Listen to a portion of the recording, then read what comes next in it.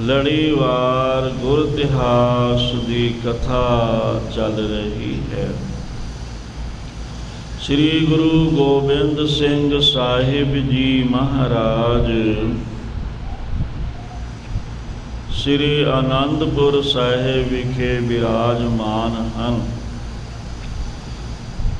ਖਾਲਸੇ ਦੀ ਸਭਾ ਦੀਵਾਨ ਸਜਦਾ,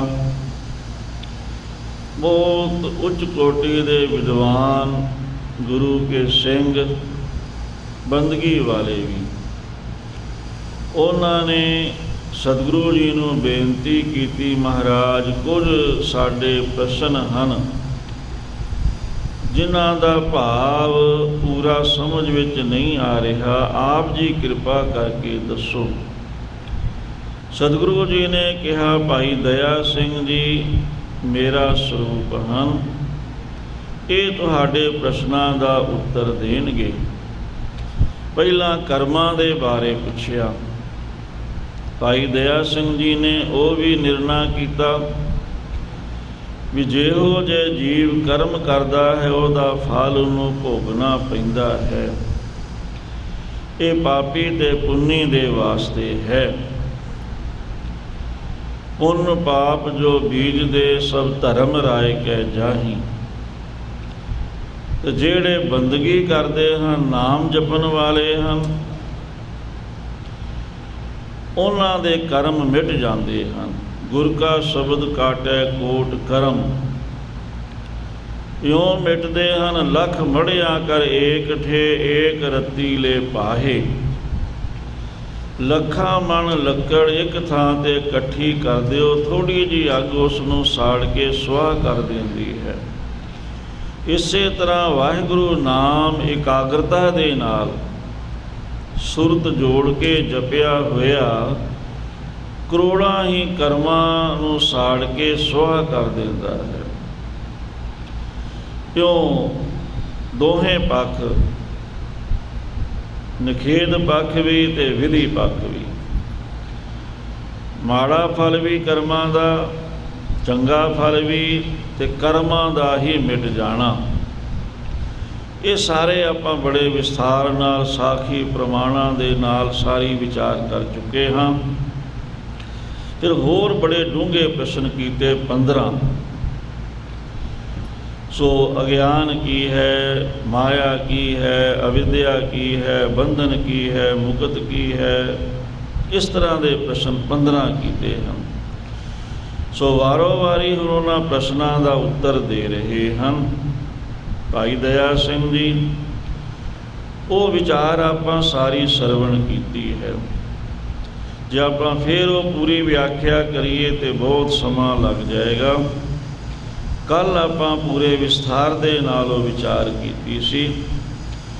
ਸੋ ਭਾਈ ਦਇਆ ਸਿੰਘ ਜੀ ਕਹਿੰਦੇ ਵੀ ਬੰਧਨ ਇਹ ਹੈ ਜਿਹੜਾ ਇਹ ਜੜ ਸਰੀਰ ਨੂੰ ਆਪਣਾ ਆਪ ਮੰਨ ਲੈਣਾ ਵੀ ਮੈਂ ਹੀ ਸਰੀਰ ਹਾਂ, ਮੈਂ ਆਹ ਕਰਦਾ ਹਾਂ, ਮੈਂ ਉਹ ਕਰਦਾ ਹਾਂ, ਮੇਥੋਂ ਬਿਨਾਂ ਕੁਝ ਹੋ ਨਹੀਂ ਸਕਦਾ, ਮੈਂ ਨਾ ਹੋਵਾਂ ਤਾਂ ਪਤਾ ਨਹੀਂ ਕੀ ਹੋ ਜਾਏ। ਇਹ ਕਰਨ ਵਾਲਾ ਬੰਦਾ ਬੰਧਨਾਂ ਵਿੱਚ ਪੈ ਜਾਂਦਾ ਹੈ, ਜੂਨੀਆਂ ਵਿੱਚ ਭਟਕਦਾ ਹੈ। ਤੇ ਇਹ ਬੰਧਨਾਂ ਤੋਂ ਮੁਕਤੀ ਕੀ ਹੈ? ਉਹ ਹੈ ਗੁਰ ਸ਼ਬਦ ਦਾ ਅਭਿਆਸ ਕਰਨਾ। ਵਾਹਿਗੁਰੂ ਗੁਰੂ ਮੰਤਰ ਦਾ ਅਭਿਆਸ ਕਰਨ ਦੇ ਨਾਲ ਜੋ ਦੇਹ ਅਭਿਮਾਨ ਹੈ, ਜੋ ਹੰਗਤਾ ਹੈ, ਜੋ ਮਮਤਾ ਹੈ, ਉਹ ਮਿਟ ਜਾਂਦੀ ਹੈ। ਤੇ ਸਤ ਚਿਤ ਆਨੰਦ, ਮੈਂ ਜੋ ਪਰਮਾਤਮਾ ਦਾ ਸਰੂਪ ਹੈ, ਉਹਦੀ ਪ੍ਰਾਪਤੀ ਹੋ ਜਾਂਦੀ ਹੈ। ਸੋ ਇਹ ਵਿਚਾਰ ਹੈ। ਇੱਥੇ ਸਤ ਚਿਤ ਆਨੰਦ ਇਹ ਅੱਖਰਾਂ ਵਿੱਚ ਬੋਲਣ ਵਿੱਚ ਆਉਂਦਾ ਹੈ, ਪਰ ਇਸ ਤੋਂ ਵੀ ਪਰੇ ਜੋ ਸਤ ਚਿਤ ਆਨੰਦ ਦਾ ਵੀ ਸਤ ਹੈ,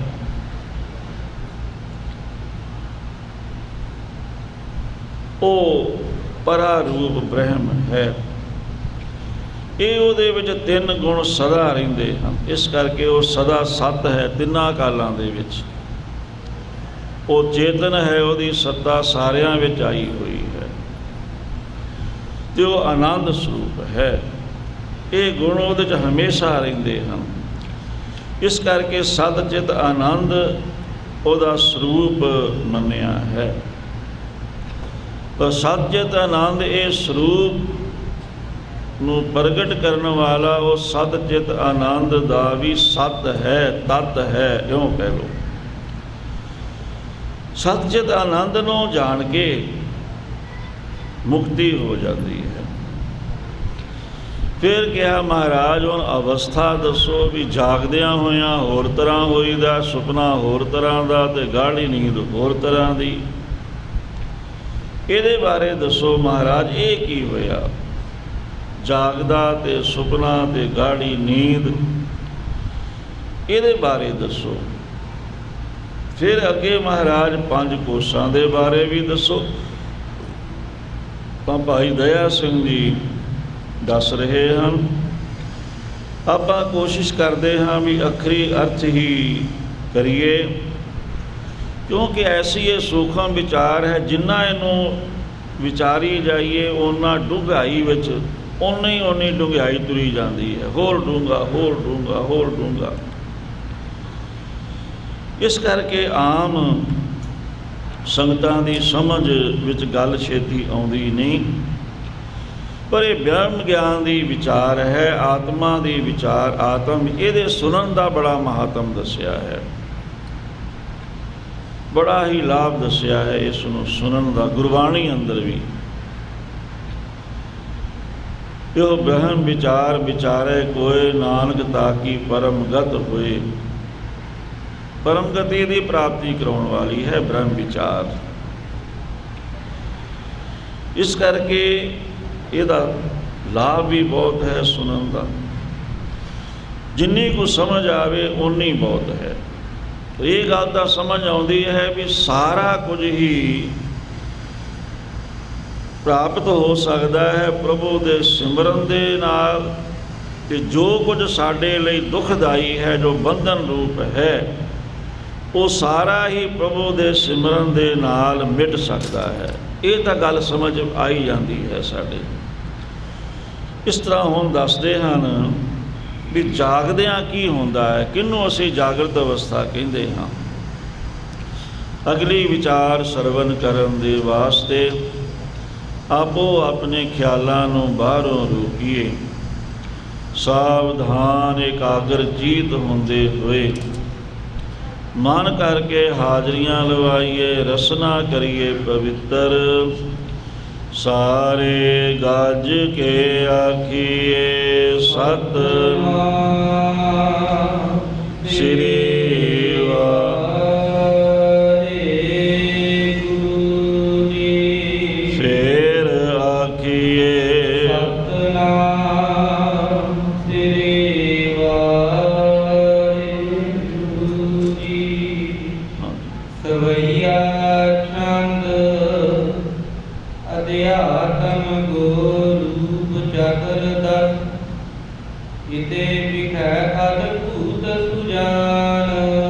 ਜਾਗਰਤ ਅਵਸਥਾ ਬਾਰੇ ਦੱਸਦੇ ਹਨ। ਅਧਿਆਤਮ ਗੋ ਰੂਪ ਚਤੁਰਦਸ, ਇਹਦੇ 4 ਜਿਹੜੇ ਸਾਡੇ 4 ਤੇ 10 14 5 ਹੋ ਗਏ ਗਿਆਨ ਇੰਦਰੇ, ਅੱਖਾਂ ਤੋਂ ਵੇਖਣ ਦਾ ਗਿਆਨ, ਕੰਨਾਂ ਤੋਂ ਸੁਣਨ ਦਾ ਗਿਆਨ, ਜੀਭ ਤੋਂ ਸਵਾਦ ਦਾ ਗਿਆਨ, ਨਾਸਾਂ ਤੋਂ ਖੁਸ਼ਬੂ ਦਾ ਗਿਆਨ, ਅਤੇ ਖਲੜੀ ਤੋਂ ਠੰਡੇ ਤੱਤੇ ਦਾ, ਕਰੜੇ ਮੁਲਾਇਮ ਦਾ ਗਿਆਨ, ਸਪਰਸ਼ ਦਾ ਗਿਆਨ। ਇਹ 5 ਗਿਆਨ ਇੰਦਰੀ ਅਤੇ 5 ਹੀ ਕਰਮ ਇੰਦਰੀ, ਜਿਨ੍ਹਾਂ ਨਾਲ ਅਸੀਂ ਕੰਮ ਕਰਦੇ ਹਾਂ, ਪੈਰਾਂ ਨਾਲ ਤੁਰਦੇ ਹਾਂ, ਹੱਥਾਂ ਨਾਲ ਕਰਦੇ ਹਾਂ, ਸੋ ਮੂੰਹ ਨਾਲ ਖਾਂਦੇ ਹਾਂ। ਇਹ 3 ਹੋ ਗਏ। ਮੂੰਹ ਨਾਲ ਖਾਣ ਦਾ ਕੰਮ, ਹੱਥਾਂ ਨਾਲ ਕੰਮ ਕਰਨ ਦਾ, ਪੈਰਾਂ ਨਾਲ ਤੁਰਨ ਦਾ, ਅਤੇ 2 ਹਨ ਮਲ ਤੇ ਮੂਤਰ ਤਿਆਗਣ ਦਾ ਕੰਮ ਜੋ ਕਰਦੇ ਹਨ। ਇਹ 5 ਕਰਮ ਇੰਦਰੇ, 5 ਗਿਆਨ ਇੰਦਰੇ, ਅਤੇ 4 ਸੂਖਮ ਇੰਦਰੇ ਹਨ। ਪਹਿਲਾ ਹੈ ਮਨ, ਦੂਜਾ ਬੁੱਧੀ, ਤੀਜਾ ਚਿੱਤ ਚੇਤਾ ਸ਼ਕਤੀ ਯਾਦ ਸ਼ਕਤੀ, ਚੌਥਾ ਹੰਕਾਰ ਆਪਣਤ ਮੈਂ ਆਪਣਾ ਵੀ ਮੈਂ ਆਹ ਕਰਦਾ, ਮੈਂ ਉਹ ਕਰਦਾ, ਮੈਂ ਆਹ ਕਰ ਦਿਆਂਗਾ, ਉਹ ਕਰ ਦਿਆਂਗਾ। ਇਹ 14 ਹੋ ਗਏ। ਸੋ ਇਹਨਾਂ 14 ਦੇ ਇਕੱਠ ਨੂੰ ਅਧਿਆਤਮ ਕਿਹਾ ਹੈ। ਤੇ ਅੱਗੇ ਇਹਨਾਂ ਦੇ 14 ਹੀ ਵਿਸ਼ੇ, ਜਿਵੇਂ ਆਪਾਂ ਦੱਸਿਆ ਵੀ ਅੱਖਾਂ ਤੋਂ ਵੇਖਣ ਦਾ ਗਿਆਨ, ਇਹ ਵਿਸ਼ਾ ਕਹਿੰਦੇ ਹਨ ਗਿਆਨ ਇੰਦਰੀਆਂ ਦਾ।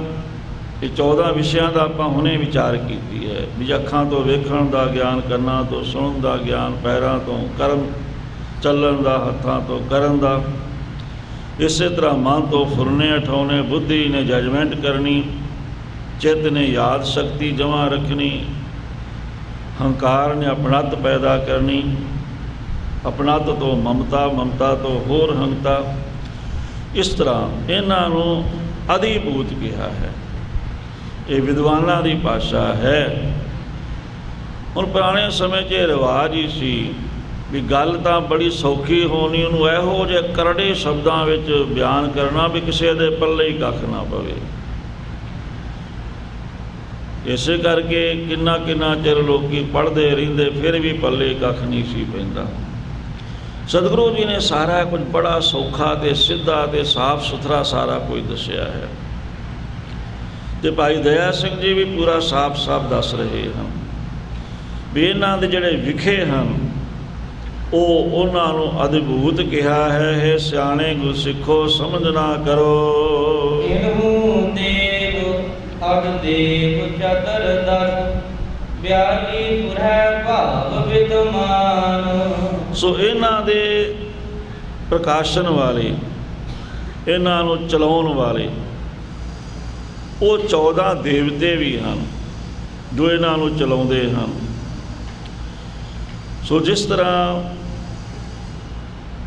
ਕਿਹਾ ਗਿਆ, ਜਿਹੜੇ ਦਿਸ਼ਾ ਹੈ, ਪਵਨ ਹੈ, ਸੂਰਜ ਹੈ, ਵਰਣ ਦੇਵਤਾ, ਧਰਤੀ, ਇਹ ਗਿਆਨ ਇੰਦਰੀਆਂ ਨੂੰ ਚਲਾਉਣ ਵਾਲੇ ਹਨ ਸੂਖਮ ਰੂਪ ਦੇ ਵਿੱਚ। ਇਸੇ ਤਰ੍ਹਾਂ ਹੀ ਅਗਨੀ ਹੈ, ਇੰਦਰ ਹੈ, ਉਪਿੰਦਰ ਹੈ, ਪ੍ਰਜਾਪਤੀ ਹੈ, ਜਮ ਹੈ, ਇਹ 5 ਕਰਮ ਇੰਦਰੀਆਂ ਨੂੰ ਚਲਾਉਣ ਵਾਲੇ ਹਨ।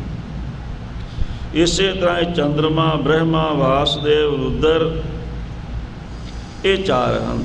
ਇਹ ਅੰਤःਕਰਨ ਨੂੰ ਪ੍ਰੇਰਨਾ ਕਰਨ ਵਾਲੇ, ਚਲਾਉਣ ਵਾਲੇ। ਇਸ ਤਰ੍ਹਾਂ ਇਹ 42 ਹੋ ਗਏ। 14 ਇੰਦਰੀਆਂ ਦੇ ਹੋ ਗਏ, 14 ਇਹਨਾਂ ਦੇ ਵਿਸ਼ੇ ਹੋ ਗਏ, ਜੋ ਜੋ ਇਹ ਕੰਮ ਕਰਦੇ, ਜਿਨ੍ਹਾਂ ਰਾਹੀਂ ਜੋ ਜੋ ਗਿਆਨ ਹੁੰਦਾ ਹੈ। ਤੇ 14 ਹੀ ਇਹਨਾਂ ਦੇ ਪ੍ਰਕਾਸ਼ਨ ਵਾਲੇ ਅਭਿਮਾਨੀ ਦੇਵਤੇ ਹੋ ਗਏ। ਇਸ ਤਰ੍ਹਾਂ ਇਹ 42 ਹੋ ਗਏ।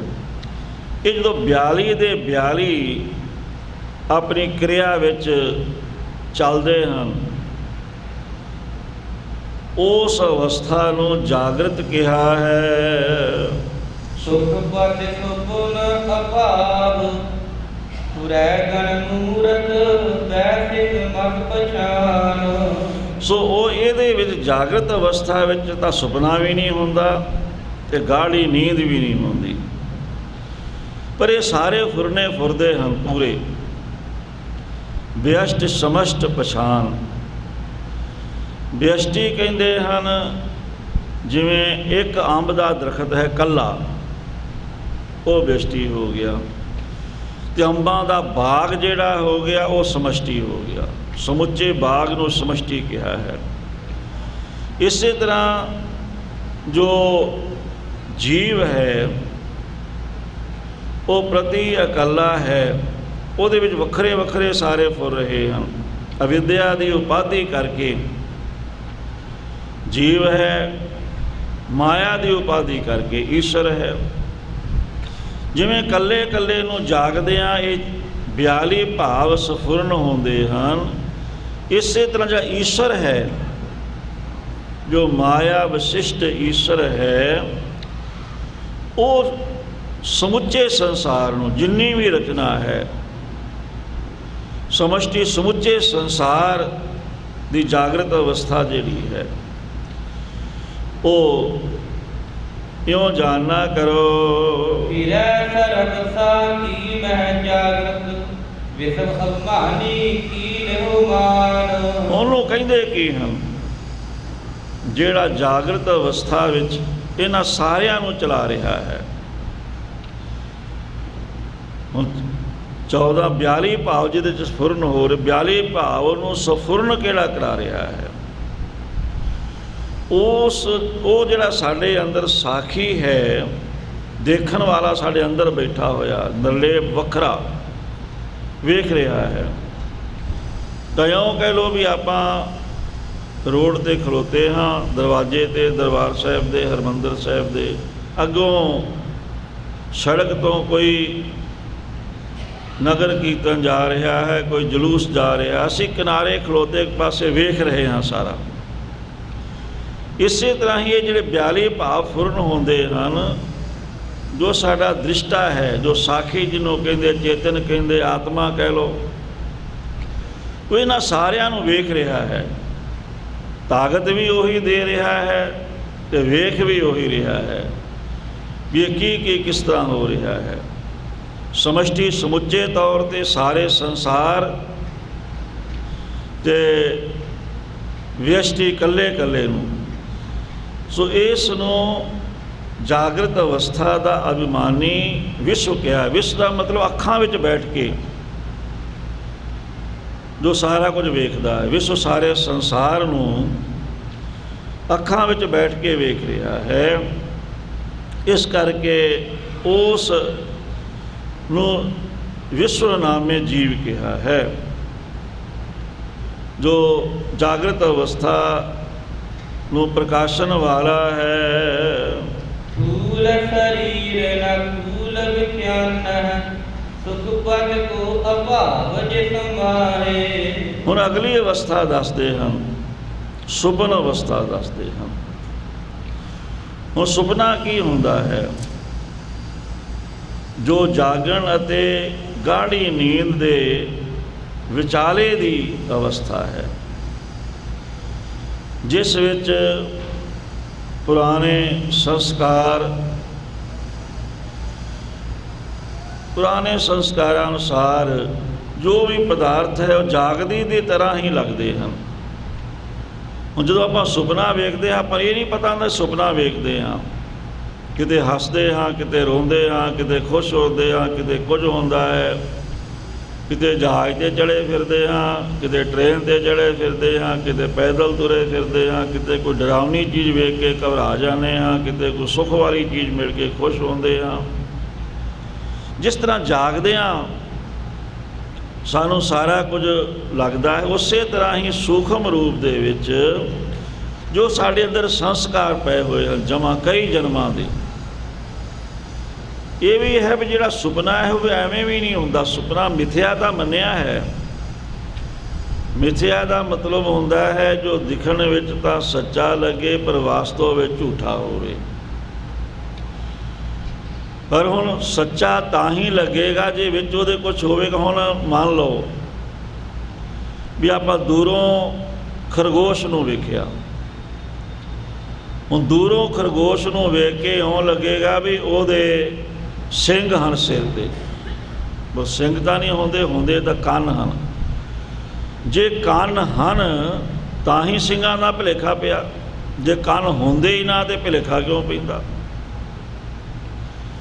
ਇਸੇ ਤਰ੍ਹਾਂ ਹੀ ਜਾਣਨਾ ਕਰੋ ਵੀ ਸਾਡੇ ਕੁਝ ਸੰਸਕਾਰ ਹਨ ਅੰਦਰ, ਪਰ ਭੁਲੇਖਾ ਪੈਂਦਾ ਹੈ। ਕਈ ਵਾਰ ਐਸਾ ਹੁੰਦਾ ਹੈ, ਕਈ ਪਿਛਲੇ ਜਨਮਾਂ ਦੇ ਦੱਬੇ ਹੋਏ ਸੰਸਕਾਰ ਉਹ ਅਸੀਂ ਸੁਪਨੇ ਵਿੱਚ ਵੇਖਦੇ ਹਾਂ। ਕਈ ਸਾਡੇ ਆਉਣ ਵਾਲੇ ਜਨਮਾਂ ਦਾ ਵੀ ਹੁੰਦਾ ਹੈ ਵੀ ਅਗਲੇ ਜੋ ਅਸੀਂ ਜਨਮ ਧਾਰਨੇ ਹਨ ਉਹਨਾਂ ਦਾ ਵੀ ਕਈ ਵਾਰੀ ਸੁਪਨੇ ਵਿੱਚ ਪ੍ਰਗਟਾਵਾ ਹੋ ਜਾਂਦਾ ਹੈ। ਐਸਾ ਵੀ ਹੁੰਦਾ ਹੈ। ਇੱਕ ਹੋਰ ਵੀ ਹੈ, ਜਦੋਂ ਅਸੀਂ ਸਿਮਰਨ ਕਰਦੇ ਹਾਂ, ਬੰਦਗੀ ਕਰਦੇ ਹਾਂ, ਨਾਮ ਜਪਦੇ ਹਾਂ, ਜਦੋਂ ਅਸੀਂ ਸ਼ੁਰੂ ਕਰਦੇ ਹਾਂ ਨਾਮ ਜਪਣਾ, ਉਦੋਂ ਤਾਂ ਰਸ ਵੀ ਆਉਂਦਾ ਹੈ, ਟਿਕਾ ਵੀ ਮਿਲਦਾ ਹੈ। ਥੋੜ੍ਹੇ ਦਿਨਾਂ ਤੋਂ ਬਾਅਦ ਨਾ ਰਸ ਆਉਂਦਾ ਹੈ ਨਾ ਟਿਕਾ ਮਿਲਦਾ ਹੈ, ਅਤੇ ਫੁਰਨੇ ਇੰਨੀ ਤੇਜ਼ੀ ਨਾਲ ਉੱਠਦੇ ਹਨ, ਇੰਨੇ ਜ਼ਿਆਦਾ ਸੁਪਨੇ ਆਉਂਦੇ ਹਨ, ਬੰਦਾ ਘਬਰਾ ਜਾਂਦਾ ਵੀ ਇਹ ਕੀ ਹੋ ਗਿਆ। ਇੱਦਾਂ ਤਾਂ ਅੱਗੇ ਤਾਂ ਕਦੀ ਹੋਇਆ ਨਹੀਂ ਸੀ ਵੀ ਇੰਨੇ ਫੁਰਨੇ ਉੱਠਣ ਲੱਗ ਗਏ ਅੰਦਰ, ਇੰਨੇ ਸੁਪਨੇ ਆਉਣ ਲੱਗ ਗਏ। ਉਹ ਹੁੰਦਾ ਕੀ ਹੈ, ਜੋ ਸਾਡੇ ਸੰਸਕਾਰ ਹਨ, ਜੋ ਸਾਡੇ ਕੀਤੇ ਹੋਏ ਕਰਮਾਂ ਦੇ ਅਨੁਸਾਰ ਬਣੇ ਹਨ, ਉਹ ਦੱਬੇ ਹੋਏ ਹਨ ਪੁਰਾਣੇ ਸੰਸਕਾਰ। ਅਤੇ ਜਦੋਂ ਅਸੀਂ ਸਿਮਰਨ ਕਰਦੇ ਹਾਂ ਉਹਨਾਂ ਵਿੱਚ ਫਿਰ ਹਰਕਤ ਪੈਦਾ ਹੋ ਜਾਂਦੀ ਹੈ। ਇਉਂ ਕਹਿ ਲਓ ਵੀ ਇੱਕ ਪਾਣੀ ਦਾ ਚਵੱਚਾ ਭਰਿਆ ਹੋਇਆ ਹੈ। ਹੁਣ ਉਹ ਭਰਿਆ ਹੋਇਆ ਪਾਣੀ ਨਿੱਤਰ ਕੇ ਬਿਲਕੁਲ ਉਹਦੇ ਅੰਦਰ ਜੋ ਮਾੜੀ ਮੋਟੀ ਮੈਲ ਮੂਲ ਹੋਏਗੀ ਉਹ ਅੰਦਰ ਬਹਿ ਜਾਏਗੀ ਉਹਦੇ, ਅਤੇ ਜੇ ਅਸੀਂ ਉਹਨੂੰ ਹਿਲਾ ਦਈਏ ਤਾਂ ਸਾਰੀ ਮੈਲ ਫਿਰ ਪਾਣੀ 'ਚ ਰਲ ਜਾਏਗੀ। ਇਸੇ ਤਰ੍ਹਾਂ ਜਦੋਂ ਸਿਮਰਨ ਕਰਦੇ ਹਾਂ, ਜਿਹੜੇ ਸਾਡੇ ਮਾੜੇ ਸੰਸਕਾਰ ਹਨ ਉਹ ਜਾਂ ਤਾਂ ਫਿਰ ਫੁਰਨਿਆਂ ਦੇ ਰਾਹੀਂ ਬਾਹਰ ਨਿਕਲਦੇ ਹਨ ਜਾਂ ਫਿਰ ਸੁਪਨਿਆਂ ਦੇ ਰਾਹੀਂ ਬਾਹਰ ਨਿਕਲਦੇ ਹਨ। ਬਾਹਰ ਤਾਂ ਨਿਕਲਣਗੇ ਤਾਂ ਹੀ ਨਾ ਮਨ ਸਾਫ਼ ਹੋਏਗਾ, ਜੇ ਅੰਦਰੇ ਰਹੇ ਤਾਂ ਗੱਲ ਬਣਨੀ ਨਹੀਂ। ਉਦੋਂ ਫਿਰ ਅਸੀਂ ਘਬਰਾ ਵੀ ਜਾਂਦੇ ਹਾਂ ਵੀ ਇਹ ਕੀ ਹੋ ਰਿਹਾ ਹੈ। ਸੋ ਰੋਹ ਵਿਚਾਰ, ਸੋ ਇਹ ਹੈ ਸੁਪਨ ਅਵਸਥਾ, ਜਿਹਦੇ ਵਿੱਚ 42 ਸੁਭਾਅ ਸਫੁਰਨ ਹੁੰਦੇ ਹਨ। ਇਸ ਅਵਸਥਾ ਦਾ ਜੋ ਪ੍ਰਕਾਸ਼ਨ ਵਾਲਾ ਹੈ ਉਹ ਵਿਸ਼ਵਨਾਮੇ ਜੀਵਾਤਮਾ ਹੈ, ਸਾਖੀ ਹੈ, ਦਿਸ਼ਟਾ ਹੈ, ਜੋ ਇਹਨੂੰ ਤਾਕਤ ਦੇ ਅੱਖਾਂ ਵਿੱਚ ਬੈਠ ਕੇ ਵਿਸ਼ਵ ਜਗਤ ਨੂੰ ਜੋ ਵੇਖਦਾ ਹੈ। ਉਸ ਵੇਲੇ ਇਹਦਾ ਨਾਮ ਵਿਸ਼ਵ ਅਭਿਮਾਨੀ ਹੁੰਦਾ ਹੈ। ਇਉਂ ਜਾਣਨਾ ਕਰੋ ਇਹ ਚੋਦਹ ਅਧਿਆਤਮ ਆਦਿ ਕੀ ਰਹਿਤ ਸਮੁਦਰ ਵਾਸਨਾ ਜਾਹੇ। ਸੋ ਥੂਲ ਸਰੀਰ ਨਾ ਥੂਲ ਵਿਖੇ ਨਹੀਂ। ਹੁਣ ਜਿਹਦੇ ਸੁਪਨੇ ਦਾ ਹੀ ਦੱਸ ਰਹੇ ਹਨ ਵੀ ਨਾ ਤਾਂ ਉੱਥੇ ਅਸਤੂਲ ਸਰੀਰ ਇਹੋ ਜਿਹਾ ਸਾਡਾ ਸਰੀਰ ਹੁੰਦਾ ਹੈ, ਉਹ ਸੂਖਮ ਸਰੀਰ ਹੋਏਗਾ। ਜਿਹੜੇ ਉਹ ਵਿਸ਼ੇ ਹਨ ਅੰਦਰ, ਅਸੀਂ ਜੋ ਕੁਝ ਕਰਦੇ ਹਾਂ ਉਹ ਵੀ ਅਸਤੂਲ ਨਹੀਂ ਹੁੰਦੇ, ਉਹ ਵੀ ਸੂਖਮ ਹੀ ਹੁੰਦੇ ਹਨ। ਅਤੇ ਸੁਖਵਤੀ ਗਾੜੀ ਨੀਂਦ ਨਹੀਂ ਹੁੰਦੀ ਉਦੋਂ, ਨਾ ਜਾਗਦਿਆਂ ਦੀ ਅਵਸਥਾ ਹੁੰਦੀ ਹੈ ਅਤੇ ਨਾ ਗਾੜੀ ਨੀਂਦ ਹੁੰਦੀ ਹੈ। ਜੋ ਦੋਹਾਂ ਦੇ ਵਿਚਾਲੇ ਦੀ ਅਵਸਥਾ ਹੈ ਇਹਨੂੰ ਸੁਪਨ ਅਵਸਥਾ ਕਿਹਾ ਹੈ। ਇਹਦੇ ਵਿੱਚ 14 ਜੋ ਅਧਿਆਤਮ ਆਦਿ ਜੋ 42 ਸੁਭਾਅ ਜਿਹੜੇ ਹਨ ਉਹ ਸਾਰੇ ਫੁਰਦੇ ਹਨ ਇਹਦੇ ਵਿੱਚ। ਇਹ 'ਚ ਮਨ ਵੀ ਕੰਮ ਕਰਦਾ ਹੈ, ਬੁੱਧੀ ਵੀ ਕੰਮ ਕਰਦੀ ਹੈ, ਚੇਤਾ ਵੀ ਕੰਮ ਕਰਦਾ ਹੈ, ਮੈਂ ਪੁਣਾ ਵੀ ਕਰਦਾ ਹੈ। ਇਹ 'ਚ ਹੱਥ ਪੈਰ ਵੀ ਸਾਡੇ ਕੰਮ ਕਰਦੇ ਹਨ, ਮੂੰਹ ਵੀ ਕੰਮ, ਸਾਰਾ ਕੁਝ ਇਹਦੇ ਚੱਲਦਾ ਉੱਦਾਂ ਹੀ ਸੂਖਮ ਰੂਪ ਦੇ ਵਿੱਚ। ਜਿਵੇਂ ਜਾਗਦਿਆਂ ਦੇ ਵਿੱਚ ਉਸੇ ਤਰ੍ਹਾਂ ਸੂਖਮ ਰੂਪ ਦੇ ਵਿੱਚ ਸੁਪਨੇ ਅੰਦਰ ਇਹ ਸਾਰੀਆਂ ਵਾਸਨਾ ਰਹਿੰਦੀਆਂ ਹਨ। ਇਹ ਸਾਰਾ ਕੁਝ ਇਉਂ ਲੱਗਦਾ ਹੈ ਜਾਗਦਿਆਂ ਦੇ ਵਾਂਗ ਹੀ। ਇੱਕ ਹੋਰ ਵਿਚਾਰ ਹੈ, ਜੇ ਕਿਤੇ ਸ਼ਾਇਦ ਕਿਸੇ ਨੂੰ ਅਨੁਭਵ ਹੋਇਆ ਹੋਵੇ ਵੀ ਸੁਪਨੇ ਵਿੱਚ ਜੇ ਕਿਤੇ ਸਾਨੂੰ ਜਰਾ ਕੋਈ ਧਿਆਨ ਆ ਜਾਵੇ ਵੀ ਕਿਤੇ ਸੁਪਨਾ ਤਾਂ ਨਹੀਂ, 1 ਸਕਿੰਟ ਤੋਂ ਪਹਿਲਾਂ ਸੁਪਨਾ ਟੁੱਟ ਜਾਏਗਾ, ਪਰ ਇਹ ਧਿਆਨ ਆਉਂਦਾ ਨਹੀਂ। ਕਿਸੇ ਵੇਲੇ ਨੂੰ ਆ ਵੀ ਜਾਂਦਾ ਹੈ, ਕਈ ਵਾਰ ਇਹ ਤਜਰਬਾ ਹੋ ਵੀ ਜਾਂਦਾ ਹੈ। ਬਸ ਉਹ ਧਿਆਨ ਆਉਣ ਦੀ ਦੇਰ ਹੈ, 1 ਸਕਿੰਟ ਦੇ ਅੰਦਰ ਤੁਰੰਤ ਨੀਂਦ ਖੁੱਲ੍ਹ ਜਾਏਗੀ, ਪਰ ਉਹ ਧਿਆਨ ਆਉਂਦਾ ਹੀ ਨਹੀਂ ਵੀ ਕਿਤੇ ਸੁਪਨਾ ਤਾਂ ਨਹੀਂ। ਜਿਹੜੇ ਬ੍ਰਹਮ ਗਿਆਨੀ ਹਨ, ਗਿਆਨਵਾਨ ਹਨ, ਜਿਨ੍ਹਾਂ ਨੂੰ ਆਤਮ ਪ੍ਰਕਾਸ਼ ਹੋਇਆ ਹੈ, ਉਹਨਾਂ ਨੂੰ ਫਿਰ ਭੁਲੇਖੇ ਵਾਲੀ ਕੋਈ ਗੱਲ ਨਹੀਂ ਹੁੰਦੀ। ਸੁਪਨੇ ਦੇ ਵਿੱਚ ਵੀ ਉਹ ਸੁਪਨਾ ਪਹਿਲੀ ਗੱਲ ਤਾਂ ਵੇਖਦੇ ਹੀ ਨਹੀਂ ਉਹ ਸੁਪਨਾ, ਤੇ ਜੇ ਕੁਝ ਹੋਵੇ ਵੀ ਤਾਂ ਸਹੀ ਸਹੀ ਸੱਚ ਸੱਚ ਹੁੰਦਾ, ਝੂਠ ਨਹੀਂ ਹੁੰਦਾ। ਭੁਲੇਖੇ ਵਾਲੀ ਗੱਲ ਉੱਥੇ ਕੋਈ ਨਹੀਂ ਹੁੰਦੀ ਉਹਨਾਂ ਵਾਸਤੇ। ਜੋ ਕੁਝ ਹੋਏਗਾ ਸਪਸ਼ਟ ਹੀ ਹੋਏਗਾ, ਉਹ 'ਚ ਨਾ ਭਰਮ ਹੋਏਗਾ ਨਾ ਭੁਲੇਖਾ ਹੋਏਗਾ, ਸੱਚਾਈ ਹੋਏਗੀ, ਰੋਹ ਵਿਚਾਰ। ਸੋ ਉਸ ਸੱਚਾਈ ਨੂੰ ਜਿਹੜੇ ਵਿਦਵਾਨ ਹਨ ਉਹ ਵਿਚਾਰ ਕਰਦੇ। ਕਈ ਹੁਣ ਸੁਪਨਿਆਂ ਦਾ ਫਲ ਦੱਸਦੇ ਹਨ ਵੀ ਇੱਦਾਂ ਦਾ ਸੁਪਨਾ ਆਇਆ ਤਾਂ ਇਹ ਹੋਏਗਾ। ਹੁਣ ਮਹਾਤਮਾ ਬੁੱਧ ਜਦੋਂ ਜਨਮ ਹੋਣਾ ਸੀ, ਉਹਦੀ ਮਾਂ ਨੇ ਸੁਪਨੇ 'ਚ ਹਾਥੀ ਵੇਖਿਆ ਚਿੱਟੇ ਰੰਗ ਦਾ। ਫਿਰ ਉਹਦਾ ਫਲ ਪੁੱਛਿਆ, ਕਹਿੰਦੇ ਵੀ ਕੋਈ ਮਹਾਂਪੁਰਸ਼ ਹੋਣ ਵਾਲਾ ਹੈ, ਹਾਥੀ ਦੇ ਵਾਂਗ ਉਹ ਦੁਨੀਆ ਵਿੱਚ ਬੜਾ ਬਲੀ ਹੋਏਗਾ, ਸਫੈਦ ਹੋਏਗਾ, ਉਹਤੇ ਕੋਈ ਵਿਕਾਰਾਂ ਦਾ ਅਸਰ ਨਹੀਂ ਹੋਏਗਾ, ਨਿਰਲੇਪ ਹੋਏਗਾ। ਮਤਲਬ ਇਸ ਤਰ੍ਹਾਂ ਉਹ ਸਾਰਾ ਅਨੁਭਵ ਲਾ ਕੇ ਦੱਸਿਆ। ਉਹੀ ਹੋਇਆ ਫਿਰ ਜਦੋਂ ਮਹਾਤਮਾ ਬੁੱਧ ਦਾ ਜਨਮ ਹੋਇਆ। ਸੋ ਇਸ ਤਰ੍ਹਾਂ ਇਹ ਸੁਪਨਿਆਂ ਦਾ ਵਿਚਾਰ ਵੀ ਚੱਲਦਾ ਹੈ। ਚਲੋ ਇਹ ਤਾਂ ਆਪਾਂ ਬਹੁਤੀ ਵਿਆਖਿਆ ਵੱਲ ਜਾਣ ਦੀ ਕੋਸ਼ਿਸ਼ ਨਾ ਕਰੀਏ, ਮੱਲੋ ਮੱਲੀ ਵਿਆਖਿਆ ਹੋ ਜਾਂਦੀ ਹੈ ਵੀ ਸਮਝ ਵਿੱਚ ਆ ਜਾਏ ਰੋਹ ਵਿਚਾਰ। ਸੋ ਇਸ ਤਰ੍ਹਾਂ ਜਿੱਥੇ ਇਹ ਸਾਰੀਆਂ ਵਾਸਨਾਵਾਂ, ਸਾਰਾ ਕੁਝ ਸੂਖਮ ਰੂਪ ਦੇ ਵਿੱਚ ਰਹਿੰਦਾ ਹੈ। ਅਵਿਦਿਆ ਮੈਂ ਸੂਖਮ ਵਿਵਹਾਰ ਜੋ ਪੂਰਾ ਅਮੂਰਤ ਸਾਖੀ ਮਾਹੇ। ਸੋ ਅਵਿਦਿਆ ਅਗਿਆਨ ਕਹਿ ਲਓ, ਜਾਂ ਅਵਿਦਿਆ ਜਿਹੜੀ ਹੈ ਇਹ ਵਿਅਸ਼ਟੀ ਕਰਕੇ ਜੋ ਜੀਵ ਅਨੁਭਵ ਕਰਨ ਵਾਲੀ, ਭੁਲੇਖਾ ਪਾਉਣ ਵਾਲੀ, ਮੈਂ ਜੀਵ ਹਾਂ, ਮੈਂ ਜੀਵ ਆਤਮਾ, ਮੈਂ ਪਰਮਾਤਮਾ ਤੋਂ ਵੱਖਰਾ ਹਾਂ, ਅਵਿਦਿਆ ਕਰਕੇ ਹੈ। ਸੋ ਇਹਦੇ 'ਚ ਅਵਿਦਿਆ ਦਾ ਸੂਖਮ ਵਿਵਹਾਰ ਹੁੰਦਾ ਹੈ। ਤੇ ਜਿਹੜੇ ਫੁਰਨੇ ਉਹਨਾਂ ਦਾ ਕੋਈ ਰੂਪ ਨਹੀਂ ਹੁੰਦਾ, ਜਿਵੇਂ ਸਾਡਾ ਪ੍ਰਤੱਖ ਸਰੂਪ ਹੈ, ਦੇਹ ਹੈ, ਇਸ ਤਰ੍ਹਾਂ ਨਹੀਂ ਹੁੰਦਾ। ਅਮੂਰਤ ਸਾਖੀ ਮਾਹੇ, ਉਹ ਸਾਖੀ ਦੇ ਵਿੱਚ ਜੋ ਸੁਪਨ ਅਵਸਥਾ ਦਾ ਮਾਨੀ ਅੱਗੇ ਦੱਸ ਰਹੇ ਹਨ। ਤੈਜਸ ਅਭਿਮਾਨੀ ਕੀ ਜਾਣੋ ਸੁਪਨਾ ਅਵਸਥਾ ਕਹੀਐ ਕਾਹੇ। ਸੋ ਉਹ ਅਭਿਮਾਨੀ ਦੀ ਅਵਸਥਾ ਤੈਜਸ ਹੈ।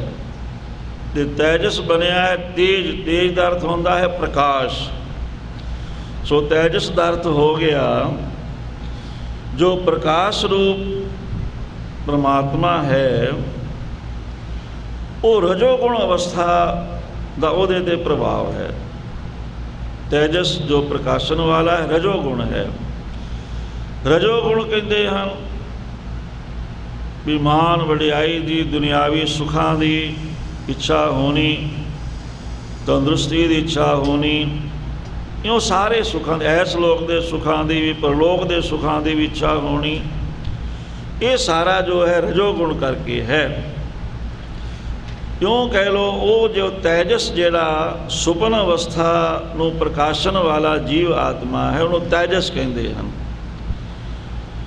ਤੇ ਉਸ ਕਰਕੇ ਹੀ ਜਿਹੜਾ ਸਾਡਾ ਸੂਖਮ ਸਰੀਰ ਸਫੁਰਨ ਹੁੰਦਾ ਹੈ, ਉਹ ਤੈਜਸ ਅਵਸਥਾ ਕਰਕੇ ਜੀਵ ਆਤਮਾ ਦੀ ਜੋ ਤੈਜਸ ਅਵਸਥਾ ਹੈ, ਜੋ ਰਜੋਗੁਣ ਨੂੰ ਪ੍ਰਕਾਸ਼ ਰੂਪ ਪਰਮਾਤਮਾ ਪ੍ਰਾਪਤ ਹੋਇਆ, ਹੰਕਾਰ ਹੈ ਉਹਦੇ ਵਿੱਚ। ਇਹਦੇ ਵਿੱਚ ਫਿਰ 10 ਇੰਦਰੇ, 5 ਤਨ, ਮਨ ਤੇ ਬੁੱਧੀ, ਇਹ ਤੈਜਸ ਹੀ ਇਹਨਾਂ ਦੀ ਉਤਪਤੀ ਦਾ ਸਹਾਇਕ ਹੈ ਸੂਖਮ ਸਰੀਰ ਦੇ। ਇਹ ਸਰੀਰ ਤੋਂ ਤਿਆਗਣ ਤੋਂ ਬਾਅਦ ਜਿਹੜਾ ਸਾਨੂੰ ਸੂਖਮ ਸਰੀਰ ਮਿਲਣਾ ਹੈ, ਹੋਰ ਸਰੀਰ ਮਿਲਣਾ ਹੈ,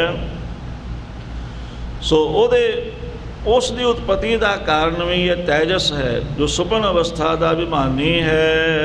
ਸਮਗਰ ਵਾਸਨਾ ਮੈਂ ਜੋ ਅਮੂਰਤ ਸਰਬ ਅਵਿਦਿਆ ਕੋ ਵਿਵਹਾਰ। ਸੋ ਹੁਣ ਅੱਗੇ ਦੱਸਦੇ ਹਨ ਗਾੜੀ ਨੀਂਦ ਸੁਖੋਪਤੀ ਕੀ ਹੈ। ਚਿੱਤ ਦੀ ਇੱਕ ਬਿਰਤੀ ਜੋ ਜੀਵ ਅਤੇ ਬ੍ਰਹਮ ਦੇ ਮੇਲ ਨੂੰ ਅਨੁਭਵ ਕਰਦੀ ਹੈ, ਪਰ ਇਸ ਦਸ਼ਾ ਵਿੱਚ ਉਹਨੂੰ ਇਹ ਗਿਆਨ ਨਹੀਂ ਹੁੰਦਾ ਕਿ ਮੈਂ ਬ੍ਰਹਮ ਦੇ ਨਾਲ ਮਿਲਾਪ ਕੀਤਾ ਹੈ। ਫਿਰ ਦੁਹਰਾ ਦਈਏ ਵੀ ਸਾਡੇ ਚਿੱਤ ਦੀ ਬਿਰਤੀ ਜਿਹਦਾ ਜੀਵ ਤੇ ਬ੍ਰਹਮ ਦੇ ਨਾਲ ਮੇਲ ਗਾੜੀ ਨੀਂਦ 'ਚ ਹੁੰਦਾ ਹੈ, ਪਰ ਉਸ ਨੂੰ ਇਹ ਗਿਆਨ ਨਹੀਂ ਹੁੰਦਾ ਵੀ ਮੇਰਾ ਉਹ ਆਤਮਾ ਦੇ ਨਾਲ ਮੇਲ ਹੋ ਗਿਆ। ਫਿਰ ਉਹਦਾ ਅਨੁਭਵ ਕਿਵੇਂ ਦੱਸਦਾ ਹੈ ਬੰਦਾ। ਫਿਰ ਹੁਣ ਆਪਾਂ ਦੱਸਦੇ ਹਾਂ ਨਾ, ਜਦੋਂ ਕਿਤੇ ਗਾੜੀ ਨੀਂਦ ਆ ਜਾਵੇ, ਸਾਨੂੰ ਬਹੁਤ ਥੱਕੇ ਹੋਈਏ, ਕੋਈ ਸੁਪਨਾ ਨਾ ਆਵੇ, ਕੋਈ ਪਤਾ ਹੀ ਨਾ ਰਵੇ ਵੀ ਕਿੰਨਾ ਕਿੱਥੇ ਪਏ ਹਾਂ, ਕੀ ਹੋਇਆ, ਬਿਨਾਂ ਸੁਪਨਿਆਂ ਤੋਂ ਜਿਹੜੀ ਨੀਂਦ ਹੈ। ਹੁਣ ਜਾਗਣ ਤੋਂ ਬਾਅਦ ਅਸੀਂ ਫਿਰ ਕੀ ਦੱਸਦੇ ਹਾਂ? ਫਿਰ ਆਪਾਂ ਸੁਦੇ ਸਿੱਧ ਕਹਿ ਦਿੰਦੇ, ਆਹਾ ਹਾ ਹਾ ਅੱਜ ਤਾਂ ਬੜਾ ਆਨੰਦ ਆਇਆ, ਸਰੀਰ ਹਲਕਾ ਹੋ ਗਿਆ, ਬੜੀ ਵਧੀਆ ਅੱਜ ਗਾੜੀ ਨੀਂਦ ਆਈ, ਬੜਾ ਆਨੰਦ ਆਇਆ। ਉਹ ਆਨੰਦ ਜਿਹੜਾ ਸੀ, ਉਹ ਸਾਡੀ ਜਿਹੜੀ ਬਿਰਤੀ ਸੀ, ਚਿੱਤ ਦੀ ਬਿਰਤੀ, ਉਹ ਆਤਮਾ ਦੇ ਕੋਲ ਪਹੁੰਚ ਗਈ ਸੀ। ਪਹੁੰਚ ਤਾਂ ਗਈ ਸੀ, ਪਰ ਉਹਨੂੰ ਇਹ ਗਿਆਨ ਨਹੀਂ ਸੀ ਵੀ ਇਹ ਆਤਮ ਸਰੂਪ ਹੈ। ਇਹ ਇਸ ਤੋਂ ਅੱਗੇ ਫਿਰ ਜਿਹੜੀ ਅਵਸਥਾ ਆਉਂਦੀ ਹੈ, ਉਹ ਫਿਰ ਪ੍ਰਤੱਖ ਹੋ ਜਾਣਾ ਉਹ ਆਨੰਦ ਦਾ, ਉਸ ਗਿਆਨ ਦਾ, ਉਹ ਅਗਲੀ ਅਵਸਥਾ ਹੈ। ਇਉਂ ਦੱਸ ਰਹੇ ਹਨ, ਕਾਰਣ ਦੇ ਅਵਿਦਿਆ ਮਹਿ ਭਏ ਲੀਨ ਸੁਖ ਮਤਾ ਸਾਰ। ਸੋ ਸਾਡੇ 3 ਸਰੀਰ ਹਨ। ਅੱਗੇ 5 ਕੋਸ਼ਾਂ ਦੇ ਵਿੱਚ ਸਾਰੀ ਵਿਆਖਿਆ ਆਏਗੀ। ਹੁਣ ਜੇ ਆਪਾਂ ਇੱਥੇ ਵਿਆਖਿਆ ਕਰੀਏ ਤੇ ਬਹੁਤ ਸਮਾਂ ਲੱਗ ਜਾਏਗਾ। ਸੋ 3 ਸਾਡੇ ਸਰੀਰ ਹਨ। ਜਿਹੜਾ ਸਾਡਾ ਕਾਰਨ ਸਰੀਰ ਹੈ, ਜਿਹਨੂੰ ਆਨੰਦਮੈ ਕੋਸ਼ ਕਹਿੰਦੇ ਹਨ, ਉਹੀ ਕਾਰਨ ਸਰੀਰ ਹੈ। ਉਹਦੇ ਵਿੱਚ ਫਿਰ ਸੂਖਮ ਰੂਪ ਦੇ ਵਿੱਚ ਕਾਰਨ ਸਰੀਰ ਦੇ ਅੰਦਰ ਅਵਿਦਿਆ ਕਰਕੇ ਇਹ ਸਾਰਾ ਕੁਝ ਲੀਨ ਹੋ ਜਾਂਦਾ ਹੈ। ਕੋਈ ਉੱਥੇ ਫੁਰਨਾ ਨਹੀਂ ਹੁੰਦਾ, ਉੱਥੇ ਮਨ ਵੀ ਨਹੀਂ ਹੁੰਦਾ, ਬੁੱਧੀ ਵੀ ਨਹੀਂ ਹੁੰਦੀ, ਚੇਤਾ ਵੀ ਨਹੀਂ ਹੁੰਦਾ, ਮੈਂਪੁਣਾ ਵੀ ਨਹੀਂ ਹੁੰਦਾ, ਕੁਝ ਵੀ ਨਹੀਂ ਹੁੰਦਾ। ਉਹ ਸੂਖਮ ਰੂਪ ਦੇ ਵਿੱਚ, ਕਾਰਨ ਦੇ ਵਿੱਚ ਅਵਿਦਿਆ ਜੋ ਪ੍ਰਮਾਤਮਾ ਦੀ ਸ਼ਕਤੀ ਹੈ, ਉਹਦੇ ਵਿੱਚ ਇਹ ਸਾਰੇ ਲੀਨ ਹੋ ਜਾਂਦੇ ਹਨ। ਸਾਖੀ ਗਿਆਨ ਰਹਿਓ ਸਨ ਮਾਤਰੰ ਪ੍ਰਾਗ ਅਭਿਮਾਨੀ ਕੀ ਨਿਰਧਾਰ। ਉਦੋਂ ਫਿਰ ਸਾਖੀ ਦਾ ਜੋ ਪ੍ਰਕਾਸ਼ਕ, ਜੋ ਦ੍ਰਿਸ਼ਟਾ ਹੈ, ਉਹਦਾ ਸਤ ਮਾਤਰ ਗਿਆਨ ਰਹਿੰਦਾ ਹੈ ਵੀ ਮੈਨੂੰ ਬੜਾ ਆਨੰਦ ਆਇਆ, ਬੜੀ ਗਾੜੀ ਨੀਂਦ ਦੇ ਵਿੱਚ ਮੈਂ ਸੁੱਤਾ। ਆਮ ਕਰਕੇ ਹਰ ਬੰਦੇ ਨੂੰ ਜੋ ਗਾੜੀ ਨੀਂਦ ਹੈ 2 ਘੰਟੇ ਤੋਂ ਵੱਧ ਨਹੀਂ ਆਉਂਦੀ, ਸਿਰਫ 2 ਘੰਟੇ ਆਉਂਦੀ ਹੈ। ਉਹ ਗਾੜੀ ਨੀਂਦ ਜੇ 2 ਘੰਟੇ ਆ ਜਾਵੇ ਤੇ ਪਤਾ ਲੱਗ ਜਾਏ, ਉਸ ਤੋਂ ਬਾਅਦ ਫਿਰ ਤੁਸੀਂ ਬਾਕੀ 22 ਘੰਟੇ ਕੰਮ ਕਰੀ ਜਾਓ, ਕੋਈ ਥਕੇਵਾਂ, ਕੋਈ ਨੀਂਦ ਦਾ ਅਸਰ ਨਹੀਂ ਹੋਏਗਾ। ਤੇ ਜਿਹੜੀ ਸੁਪਨਿਆਂ ਵਾਲੀ ਨੀਂਦ ਹੈ, ਬੰਦੇ ਨੂੰ ਥਕਾ ਦਿੰਦੀ ਹੈ, ਆਲਸ ਪੈਦਾ ਹੋਏਗਾ, ਉੱਠਿਆ ਨਹੀਂ ਜਾਏਗਾ, ਹੋਰ ਸੌਂ ਲਈਏ, ਹੋਰ ਸੌਂ ਲਈਏ। ਜਦੋਂ ਕਹਿੰਦੇ ਹੋਰ ਸੌਂ ਲਈਏ, ਫਿਰ ਸੁਪਨੇ ਸ਼ੁਰੂ ਹੋ ਜਾਂਦੇ ਹਨ, ਫਿਰ ਪਤਾ ਹੀ ਨਹੀਂ ਲੱਗਦਾ, ਘੰਟੇ 2 ਘੰਟੇ ਲੰਘ ਗਏ, ਫਿਰ ਕਿਤੇ ਹੋਰ ਸੌਂ ਲਈਏ, ਕਈਆਂ ਨੂੰ 10 ਹੀ ਵੱਜ ਜਾਂਦੇ ਇਸ ਤਰ੍ਹਾਂ। ਪਰ ਜਦੋਂ ਉੱਠੇਗਾ, ਉਹ ਸੁਪਨਿਆਂ ਵਾਲੀ ਨੀਂਦ ਤੋਂ ਉੱਠੇਗਾ, ਥੱਕਿਆ ਹੋਇਆ ਮਹਿਸੂਸ ਕਰੇਗਾ ਆਪਣੇ ਆਪ, ਬੜਾ ਆਲਸੀ, ਮਸਾਂ ਹੀ ਉੱਠੇਗਾ। ਤੇ ਜੇ ਗਾੜੀ ਨੀਂਦ 2 ਘੰਟੇ ਆ ਜਾਵੇ, ਤੁਰੰਤ ਉੱਠੇਗਾ, ਬਿਲਕੁਲ ਫਰੈਸ਼। ਸੋ ਇਹ ਭਾਵ ਜਾਣਨਾ ਕਰੋ। ਸੋ ਸਾਖੀ ਗਿਆਨ ਰਹਿਓ ਸਨ ਮਾਤਰ, ਸਤ ਮਾਤਰ ਜੋ ਸਾਖੀ ਦਾ ਗਿਆਨ, ਥੋੜ੍ਹਾ ਜਿਹਾ ਗਿਆਨ ਰਹਿੰਦਾ ਹੈ ਵੀ ਆਤਮਾ ਦੇ ਨਾਲ ਮਿਲਾਪ ਤਾਂ ਹੁੰਦਾ ਹੈ, ਪਰ ਉਹਦਾ ਗਿਆਨ ਨਹੀਂ ਹੁੰਦਾ। ਪਰ ਉਹ ਆਨੰਦ ਨੂੰ ਥੋੜ੍ਹਾ ਜਿਹਾ ਅਨੁਭਵ ਕਰਦਾ, ਦੱਸਦਾ ਹੈ। ਇਸ ਅਵਸਥਾ ਸੁਖੋਪਤੀ ਨੂੰ ਪ੍ਰਕਾਸ਼ਨ ਵਾਲਾ ਜੋ ਜੀਵ ਆਤਮਾ ਹੈ, ਜੋ ਸਾਖੀ ਦਿਸ਼ਟਾ ਹੈ, ਉਸ ਨੂੰ ਪ੍ਰਾਗਯ ਕਹਿੰਦੇ ਹਨ। ਹੁਣ ਪ੍ਰਾਗਯ ਦਾ ਅਰਥ ਕੀ ਹੁੰਦਾ ਹੈ? ਜਿਵੇਂ 3 ਗੁਣਾਂ ਦਾ ਜੋ ਸਤੋ ਅੰਸ਼ ਹੈ, ਸੋ ਸਤੋ ਗੁਣ ਨਾਲ ਮਿਲਿਆ ਹੋਇਆ ਅਗਿਆਨ, ਪਰਮਾਤਮਾ ਦਾ ਛੋਟਾ ਜਿਹਾ ਪਰਦਾ, ਜੋ ਪਰਦਾ ਕਹਿ ਲਓ, ਥੋੜ੍ਹਾ ਜਿਹਾ, ਬੜਾ ਬਰੀਕ ਪਰਦਾ, ਵੀ ਉਹਦੇ ਤੱਕ ਪਹੁੰਚਦਾ ਗਿਆ ਪਰ ਪਤਾ ਹੀ ਨਹੀਂ ਵੀ ਮੈਂ ਉੱਥੇ ਪਹੁੰਚਿਆ ਸਾਂ, ਉਹਦੇ ਨਾਲ ਮਿਲਾਪ ਹੋਇਆ ਸੀ। ਉਹ ਜਿਹੜਾ ਉਸ ਨੂੰ ਗਿਆਨ ਨਹੀਂ ਹੁੰਦਾ ਉਸ ਚੀਜ਼ ਦਾ, ਇਹੀ ਜੋ ਹੈ ਪ੍ਰਾਗ ਕਿਹਾ ਹੈ, ਉਹ ਅਵਸਥਾ ਨੂੰ ਪ੍ਰਕਾਸ਼ਨ ਵਾਲਾ ਕਾਰਨ ਸਰੀਰ ਕਹਿ ਲਓ, ਆਨੰਦਮय ਕੋਸ਼ ਕਹਿ ਲਓ, ਸੁਖੋਪਤੀ ਕਹਿ ਲਓ, ਗਾੜੀ ਨੀਂਦ। ਸੋ ਸਤੋ ਗੁਣ ਉਹਦੇ ਵਿੱਚ ਹੁੰਦਾ ਹੈ। ਪਰਮਾਤਮਾ ਸਤੋ ਗੁਣ ਦੇ ਸਹਿਤ ਅਗਿਆਨ ਵੀ ਹੁੰਦਾ ਹੈ, ਥੋੜ੍ਹਾ ਜਿਹਾ ਪੜਦਾ ਮਾਤਰ ਹੁੰਦਾ ਹੈ। ਸੋ ਇਸ ਨੂੰ ਪ੍ਰਾਗ ਕਿਹਾ ਜਾਂਦਾ ਹੈ। ਇਹ ਪ੍ਰਾਗੇ ਦਾ ਅਖਰੀ ਅਰਥ ਹੈ, ਰੂਪ ਹੈ। ਹੁਣ ਜੇ ਵਿਆਖਿਆ ਕਰੀਏ ਤਾਂ ਫਿਰ ਤਾਂ ਬੜੀ ਬਰੀਕੀ, ਗਾਂ ਦੀ ਗਾਂ ਤੁਰੇ ਜਾਓ, ਕੋਈ ਅੰਤ ਹੀ ਨਹੀਂ ਹੈ। ਪਰ ਇੰਨੀ ਗੱਲ ਜੇ ਆਪਣੀ ਸਮਝ ਵਿੱਚ ਆ ਜਾਵੇ ਵੀ ਵਿਸ਼ਵ ਕਿਹਨੂੰ ਕਹਿੰਦੇ ਹਨ, ਜੋ ਜਾਗਦੇ ਆ, ਅੱਖਾਂ ਵਿੱਚ ਬੈਠ ਕੇ ਸਾਰਾ ਕੁਝ ਵੇਖਦਾ ਹੈ, ਜਾਗਰਤ ਅਵਸਥਾ ਨੂੰ ਪ੍ਰਕਾਸ਼ਨ ਵਾਲਾ। ਤੈਜਸ ਕਿਹਨੂੰ ਕਹਿੰਦੇ ਹਨ, ਜੋ ਹੈ ਤਾਂ ਪ੍ਰਕਾਸ਼ ਰੂਪ ਅਵਸਥਾ, ਪਰ ਇਹਦੇ ਵਿੱਚ ਹੰਕਾਰ ਮਿਲਿਆ ਹੋਇਆ ਹੈ ਵੀ ਮੈਂ ਵੇਖਦਾ, ਮੈਂ ਆ ਕਰਦਾ, ਮੈਂ ਉਹ ਕਰਦਾ। ਜੋ ਰਾਜਸ ਅਵਸਥਾ ਨੂੰ ਪ੍ਰਾਪਤ, ਰਜੋ ਗੁਣ ਦੀ ਜਿੱਥੇ ਪ੍ਰਧਾਨਤਾ ਹੈ, ਉਹ ਤੈਜਸ ਹੈ। ਇਸੇ ਤਰ੍ਹਾਂ ਪ੍ਰਾਗ ਦਾ ਮਤਲਬ ਹੁੰਦਾ ਹੈ ਸਤੋ ਗੁਣ ਨਾਲ ਮਿਲਿਆ ਅਗਿਆਨ, ਪਰਮਾਤਮਾ ਦਾ ਪਰਦਾ ਮਾਤਰ। ਇਹ ਪ੍ਰਾਗ ਦਾ ਅਰਥ ਹੈ, ਭਾਵ ਹੈ। ਇਉਂ ਇਹਨਾਂ ਕੋ ਆਪਾਂ ਸਮਝਣਾ ਕਰੀਏ। ਇਹ ਸੁਖਪਤੀ ਅਵਸਥਾ ਲਖ ਸਿਖ, ਤੀਨੋਂ ਭਲੀ ਭਲੇ ਉਰਤਾਰ। ਸੋ ਭਾਈ ਦਇਆ ਸਿੰਘ ਜੀ ਕਹਿੰਦੇ ਵੀ ਗੁਰਸਿੱਖੋ, ਇਹ ਸੁਖੋਪਤੀ ਅਵਸਥਾ ਨੂੰ ਸਮਝੋ ਤੁਸੀਂ। ਇਹ ਤਿੰਨ ਅਵਸਥਾ ਹਨ, ਤਿੰਨਾਂ ਦੇ ਅਭਿਮਾਨੀ ਜੀਵਾਤਮਾ, ਵਿਸ਼ਵ, ਤੈਜਸ, ਪ੍ਰਾਗਯ।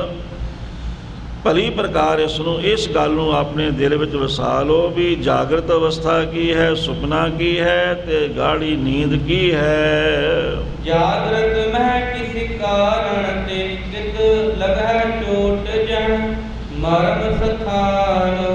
ਹੁਣ ਕਹਿੰਦੇ ਵੀ ਮੂਰਛਾ ਕੀ ਹੈ, ਬੇਹੋਸ਼ੀ ਕੀ ਹੈ। ਤੇ ਅੱਜ ਕੱਲ੍ਹ ਅੰਗਰੇਜ਼ੀ ਵਿੱਚ ਬੇਹੋਸ਼ੀ ਨੂੰ ਕੋਮਾ ਕਹਿ ਦਿੰਦੇ, ਵੀ ਕੋਮਾ ਵਿੱਚ ਚਲਾ ਗਿਆ ਬੰਦਾ, ਹੁਣ ਪਤਾ ਨਹੀਂ ਨਿਕਲੇਗਾ ਕਿ ਨਹੀਂ ਨਿਕਲੇਗਾ। ਮਰਮ ਸਥਾਨ ਵੀ ਜਿਹੜੇ ਬਹੁਤ ਨਾਜ਼ੁਕ ਸਥਾਨ ਹਨ, ਜਿਵੇਂ ਕਿਸੇ ਦੇ ਦਿਲ ਤੇ ਜ਼ੋਰ ਦੀ ਸੱਟ ਲੱਗ ਜਾਏ, ਉਹ ਫਿਰ ਬਚਣਾ ਮੁਸ਼ਕਿਲ, ਜਾਂ ਤਾਂ ਬੇਹੋਸ਼ ਹੋ ਜਾਏਗਾ, ਮੂਰਛਾ ਵਿੱਚ, ਕੋਮਾ ਵਿੱਚ ਚਲਾ ਜਾਏਗਾ, ਨਿਕਲ ਵੀ ਸਕਦਾ, ਨਹੀਂ ਵੀ ਨਿਕਲ ਸਕਦਾ। ਇਸੇ ਤਰ੍ਹਾਂ ਸਾਡੀ ਇਹ ਪੁਰਪੜੀਆਂ ਜਿਹੜੀਆਂ ਹਨ, ਇੱਥੇ ਜੇ ਮਾੜੀ ਜਿਹੀ ਸੱਟ ਲੱਗ ਜਾਏ ਤੁਰੰਤ ਹੀ ਬੰਦਾ ਬੇਹੋਸ਼ ਹੋ ਜਾਏਗਾ। ਇਸੇ ਤਰ੍ਹਾਂ ਸਾਡਾ ਮੱਥੇ ਦਾ ਜੋ ਪਿਛਲਾ ਹਿੱਸਾ ਹੈ, ਇੱਥੇ ਕੋਈ ਡੰਡਾ ਮਾਰ ਦੇਵੇ, ਕੋਈ ਸੱਟ ਲੱਗ ਜਾਏ, ਹੈ ਭਾਵੇਂ ਖੋਪੜੀ ਬੜੀ ਮਜ਼ਬੂਤ ਉੱਪਰ ਹੈ, ਬੜਾ ਮੋਟਾ ਉੱਤੇ ਹੈ, ਹੱਡੀ ਹੈ, ਪਰ ਫਿਰ ਵੀ ਉੱਤੇ ਕਰੜੀ ਚੀਜ਼ ਵੱਜਣ ਦੇ ਨਾਲ, ਅੰਦਰ ਸੱਟ ਲੱਗਣ ਦੇ ਨਾਲ ਤੁਰੰਤ ਬੰਦਾ ਬੇਹੋਸ਼ ਹੋ ਜਾਂਦਾ ਹੈ। ਇਸ ਤਰ੍ਹਾਂ ਜਿੱਥੇ ਜਿਹੜੇ ਸਾਡੇ ਸੂਖਮ ਇੰਦਰੇ ਹਨ, ਇੱਥੇ ਜੇ ਸੱਟ ਲੱਗ ਜਾਏ ਤਾਂ ਤੁਰੰਤ ਬੰਦਾ ਬੇਹੋਸ਼ ਹੋ ਜਾਂਦਾ ਹੈ। ਸੋ ਇਸ ਤਰ੍ਹਾਂ ਸਾਡੇ ਸਰੀਰ ਵਿੱਚ ਕਈ ਐਸੀਆਂ ਥਾਵਾਂ ਹਨ ਜਿੱਥੇ ਸੱਟ ਲੱਗਣ ਦੇ ਨਾਲ ਤੁਰੰਤ ਹੀ ਬੇਹੋਸ਼ੀ ਹੋ ਜਾਂਦੀ, ਆਪਣੇ ਆਪ ਦਾ ਪਤਾ ਨਹੀਂ ਰਹਿੰਦਾ। ਕਿਦੋਂ ਰੋਗ ਕੈ ਅਪਰਹਿਤ ਹੋਏ, ਜੋ ਲੋ ਰਹਿ ਅਚੇਤ ਮਹਾਨ। ਹੁਣ ਕਈ ਵਾਰ ਕਿਸੇ ਰੋਗ ਦੇ ਨਾਲ, ਜਿਵੇਂ ਹਾਰਟ ਅਟੈਕ ਹੋ ਗਿਆ ਕਿ ਰੋਗ ਹੋ ਗਿਆ, ਉਹਦੇ ਨਾਲ ਹੀ ਬੰਦਾ ਬੇਹੋਸ਼ ਹੋ ਜਾਂਦਾ, ਡਿੱਗ ਪੈਂਦਾ ਹੈ। ਸਦਮੇ ਨਾਲ ਕੋਈ ਗੱਲ ਇਹੋ ਜਿਹੀ ਵੀ ਜਿਹੜੀ ਬਰਦਾਸ਼ਤ ਨਾ ਹੋਵੇ, ਜਿਹਦਾ ਕੋਈ ਹੱਲ ਹੀ ਨਾ ਹੋਵੇ, ਉਹ ਗੱਲ ਇੱਕਦਮ ਦਿਮਾਗ 'ਤੇ ਅਟੈਕ ਕਰ ਦੇਵੇ, ਦਿਲ 'ਤੇ ਅਟੈਕ, ਉਸੇ ਟਾਈਮ ਬੰਦਾ ਬੇਹੋਸ਼ ਹੋ ਜਾਂਦਾ ਹੈ। ਆਪਾਂ ਕਹਿੰਦੇ ਦਿਲ ਦਾ ਦੌਰਾ ਪੈ ਗਿਆ ਨੂੰ, ਕਿਸੇ ਰੋਗ ਦੇ ਨਾਲ ਜਾਂ ਕਿਸੇ ਹੋਰ ਵੀ ਕਾਰਨ, ਕਿਸੇ ਟੈਨਸ਼ਨ ਦੇ ਨਾਲ, ਚਿੰਤਾ ਦੇ ਨਾਲ, ਇਸ ਤਰ੍ਹਾਂ ਵੀ ਬੰਦਾ ਜੋ ਹੈ ਅਚੇਤ ਮਹਾਨ ਬੇਹੋਸ਼ ਹੋ ਜਾਂਦਾ ਹੈ। ਤੋਲੋ ਸਾਖੀ ਕੇਰ ਅਮਾਤਰ, ਵਿਸਵ ਅਭਿਮਾਨੀ ਕੋ ਪਹਿਚਾਨ। ਸੋ ਪੁੱਛਿਆ ਮਹਾਰਾਜ ਇਹ ਦੱਸੋ ਫਿਰ ਉਹ ਮੂਰਛਤ ਜਿਹੜੀ ਅਵਸਥਾ ਹੈ ਵੀ ਉਹਦਾ ਮਾਲਕ ਕਿਹੜਾ ਜੀਵਾਤਮਾ ਹੈ? ਵਿਸ਼ਵ ਹੈ, ਤੇਜਸ ਹੈ, ਪ੍ਰਾਗ ਹੈ, ਕਿਹੜਾ ਹੈ? ਤਾਂ ਦੱਸਦੇ ਹਨ ਵੀ ਮੂਰਛਾ ਜਿਹੜੀ ਹੈ, ਕੌਮਾ ਜਿਹੜੀ ਹੈ, ਉਸ ਅਵਸਥਾ ਨੂੰ ਵੀ ਜਾਣਨ ਵਾਲਾ ਵਿਸ਼ਵ ਨਾਮੀ ਜੀਵਾਤਮਾ ਹੈ। ਇਉਂ ਜਾਣਨਾ ਕਰੋ। ਕਹਿ ਮੂਰਛਾ ਕੋ ਸਰੂਪ ਇਹ ਜਾਵਤ ਨਹੀਂ ਪ੍ਰਾਨ ਕੋ ਹਾਰ। ਹੁਣ ਜਿੰਨਾ ਚਿਰ ਬੰਦੇ ਦੇ ਪ੍ਰਾਣ ਨਹੀਂ ਨਿਕਲਦੇ, ਮਰਦਾ ਨਹੀਂ, ਉਹਨਾਂ ਚਿਰ ਉਹ ਮੂਰਛਿਤ ਹੀ ਹੈ। ਉਹ ਕਈ ਵੇਖੇ ਕੌਮਾਂ 'ਚ ਕਈ ਸਾਲ ਪੈ ਲੰਘ ਜਾਂਦੇ ਹਨ, ਤੇ ਜਦੋਂ ਕਿਤੇ ਕੌਮਾਂ 'ਚ ਉਹਨਾਂ ਨੂੰ ਲੱਗਦਾ ਵੀ ਹੁਣੇ ਹੀ ਅਜੇ 1-2 ਮਿੰਟ ਪਹਿਲਾਂ ਹੀ ਮੈਨੂੰ ਬੇਹੋਸ਼ੀ ਹੋਈ ਸੀ, ਉਹਨਾਂ ਦੇ 1-2 ਮਿੰਟ ਹੀ ਲੱਗਦੇ ਹਨ ਬੀਤੇ, ਤੇ ਕਈ ਸਾਲ ਲੰਘ ਜਾਂਦੇ ਹਨ। ਸੋ ਇਸ ਤਰ੍ਹਾਂ ਜਿੰਨਾ ਚਿਰ ਮਰਦਾ ਨਹੀਂ ਜੀਵ ਆਤਮਾ, ਜਿੰਨਾ ਚਿਰ ਅੰਦਰੋਂ ਪ੍ਰਾਣ ਨਹੀਂ ਨਿਕਲਦੇ, ਉਹਨਾਂ ਚਿਰ ਮੂਰਛਾ ਜਿਹੜੀ ਅਵਸਥਾ ਹੈ ਉਹਦਾ ਵੀ ਪ੍ਰਕਾਸ਼ਨ ਵਾਲਾ ਵਿਸ਼ਵ ਨਾਮ ਕਰਕੇ ਜੀਵ ਆਤਮਾ ਹੈ। ਇਉਂ ਜਾਣਨਾ ਕਰੋ। ਅੱਗੇ ਹੁਣ ਤ੍ਰਿਪਟੀ ਸ਼ੁਰੂ ਹੋ ਜਾਣੀ ਹੈ, ਸਮਾਧੀ ਦੀ ਗੱਲ ਚੱਲਣੀ ਅੱਗੇ। ਇਹ ਹੁਣ ਜੇ ਆਪਾਂ ਸ਼ੁਰੂ ਵੀ ਕਰ ਲਈਏ ਤੇ ਪੂਰੀ ਨਹੀਂ ਹੋਣੀ, ਕਿਉਂਕਿ ਟਾਈਮ ਹੋ ਰਿਹਾ ਹੈ। ਅਗਲੀ ਵਿਚਾਰ ਆਪਾਂ ਜੋ ਹੈ ਉਹ ਸਮਾਧੀ ਕੀ ਹੈ, ਸਮਾਧੀ ਲੱਗਦੀ ਕਿਵੇਂ ਹੈ, ਕਿੰਨੇ ਤਰ੍ਹਾਂ ਦੀ ਸਮਾਧੀ ਹੁੰਦੀ ਹੈ, ਫਿਰ ਤੁਰੀਆ ਅਵਸਥਾ ਕਿਹੜੀ ਹੈ। ਇਹਨਾਂ ਤਿੰਨਾਂ ਤੋਂ ਉੱਪਰ ਰਜਗੁਣ, ਤਮਗੁਣ, ਸਤਗੁਣ ਕਹੀ ਹੈ, ਇਹ ਤੇਰੀ ਸਭ ਮਾਇਆ। ਇਹਨਾਂ ਵਿੱਚ ਮਾਇਆ ਹੈ, ਪ੍ਰਧਾਨ ਹੈ ਮਾਇਆ ਇਹਨਾਂ ਦੇ ਵਿੱਚ। ਤੇ ਇਹਨਾਂ ਤੋਂ ਉੱਪਰ, ਇਹਨਾਂ ਤਿੰਨਾਂ ਗੁਣਾਂ ਨੂੰ ਤੋਂ ਉੱਪਰ ਜਿਹੜੀ ਤਿੰਨਾਂ ਗੁਣਾਂ ਤੋਂ ਰਹਿਤ ਅਵਸਥਾ, ਉਹਨੂੰ ਤੁਰੀਆ ਅਵਸਥਾ ਕਿਹਾ ਹੈ। ਉਹ ਤੁਰੀਆ ਅਵਸਥਾ ਕੀ ਹੈ? ਫਿਰ ਤੁਰੀਆ ਅਵਸਥਾ ਨੂੰ ਵੀ ਪ੍ਰਕਾਸ਼ਨ ਵਾਲੀ ਕੋਈ ਅਵਸਥਾ ਹੋਏਗੀ। ਬੜੀ ਹੀ ਡੂੰਘੀ ਸੂਖਮ ਵਿਚਾਰ ਆਪਾਂ ਕੱਲ੍ਹ ਦੇ ਪ੍ਰਕਰਣ ਅੰਦਰ ਸਰਵਣ ਕਰਾਂਗੇ। 5 ਕੋਸ਼ਾਂ ਦੀ ਵਿਚਾਰ ਵੀ ਆਏਗੀ, ਜਿੰਨੀ ਕੁ ਸਤਿਗੁਰੂ ਜੀ ਬੁੱਧੀ ਦੇਣਗੇ ਓਨੀ ਕੋ ਨਹੀਂ ਆਪਾਂ ਵਿਚਾਰ ਕਰਾਂਗੇ, ਕਿਉਂਕਿ ਹਮ ਕੂਕਰ ਤੇਰੇ ਦਰਬਾਰ, ਭੌਂਕਹਿ ਆ ਗਏ ਬਦਨ ਪ੍ਰਸਾਰ। ਦਸ਼ਮੇਸ਼ ਪਿਤਾ ਤੇਰੇ ਦਰ ਦਾ ਕੂਕਰ ਕੁੱਤਾ ਹਾਂ, ਜਿਵੇਂ ਤੁਸੀਂ ਬੁਲਾਉਂਦੇ ਹੋ ਮੈਂ ਭੌਂਕਦਾ ਹਾਂ। ਮੇਰੇ 'ਚ ਕੋਈ ਸਮਰੱਥਾ ਨਹੀਂ, ਕੋਈ ਤਾਕਤ ਹੈ ਹੀ ਨਹੀਂ, ਨਾ ਕੋਈ ਗਿਆਨ ਹੈ, ਨਾ ਕੋਈ ਸੋਝੀ ਹੈ, ਨਾ ਕੋਈ ਸਮਝ ਹੈ। ਪਰ ਬਖਸ਼ਿਸ਼ ਦਸ਼ਮੇਸ਼ ਪਿਤਾ ਦੀ ਹੁੰਦੀ ਹੈ। ਭਾਈ ਦਇਆ ਸਿੰਘ ਜੀ ਨੇ ਵੀ ਇਹੀ ਬਚਨ ਕਿਹਾ ਸੀ ਕਿ ਮੇਰੇ 'ਚ ਕੋਈ ਤਾਕਤ ਨਹੀਂ, ਤੁਸੀਂ ਇੰਨੇ ਵਿਦਵਾਨ ਲੋਕ ਹੋ ਵੀ ਤੁਹਾਡੇ ਪ੍ਰਸ਼ਨ ਜਿਹੜੇ ਵੇਦਾਂ ਸ਼ਾਸਤਰਾਂ ਨੂੰ ਪੜ੍ਹਨ ਤੋਂ ਬਾਅਦ, ਇੰਨੇ ਸਾਲ ਵਿਦਿਆ ਪੜ੍ਹਨ ਤੋਂ ਬਾਅਦ ਵੀ ਤੁਹਾਨੂੰ ਸਮਝ ਨਹੀਂ ਆਈ, ਉਹ ਤੁਸੀਂ ਹੁਣ ਸਮਝਣਾ ਚਾਹੁੰਦੇ ਹੋ। ਜੇ ਤੁਸੀਂ ਸਤਿਗੁਰੂ ਜੀ ਨੂੰ ਬੇਨਤੀ ਕੀਤੀ, ਉਹਨਾਂ ਨੇ ਮੇਰੀ ਡਿਊਟੀ ਲਾ ਦਿੱਤੀ। ਹੁਣ ਮੈਂ ਤਾਂ ਦੱਸ ਨਹੀਂ ਸਕਦਾ,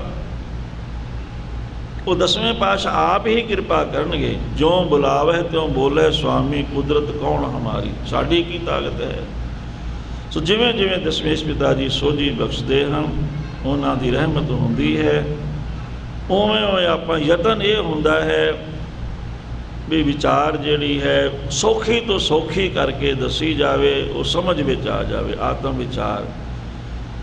ਪਰ ਫਿਰ ਵੀ ਬੜੀ ਡੂੰਘੀ ਵਿਚਾਰ ਹੈ, ਬੜੇ ਧਿਆਨ ਦੇ ਨਾਲ ਇਹਨੂੰ ਸਮਝਣਾ ਪੈਂਦਾ ਹੈ। ਸਤਿਗੁਰੂ ਸਮਤ ਬਖਸ਼ਣ, ਮਿਹਰ ਕਰਨ। ਆਓ 1 ਮਿੰਟ ਵਾਸਤੇ ਸਿਮਰਨ ਦੀ ਹਾਜ਼ਰੀ ਲਾ ਕੇ ਸਮਾਪਤੀ ਕਰੀਏ। ਕੋਈ ਵੀ ਰਸਨਾ ਖਾਲੀ ਨਾ ਰਹੇ।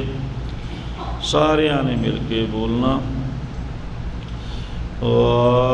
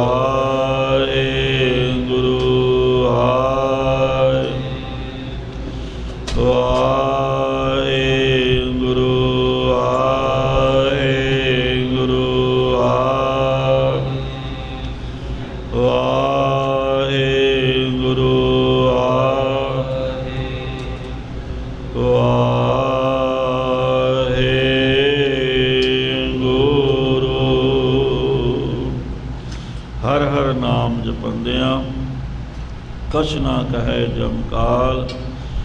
ਨਾਨਕ ਮਨ ਤਨ ਸੁਖੀ ਹੋਏ ਆਂਤੇ ਮਿਲੈ ਗੋਪਾਲ। ਤੋਲ ਸਾਖੀ ਤੀਰ ਅਵਾਤਰ ਇਸ ਅਭਿਮਾਨੀ ਕੋ ਪਹਿਚਾਨ।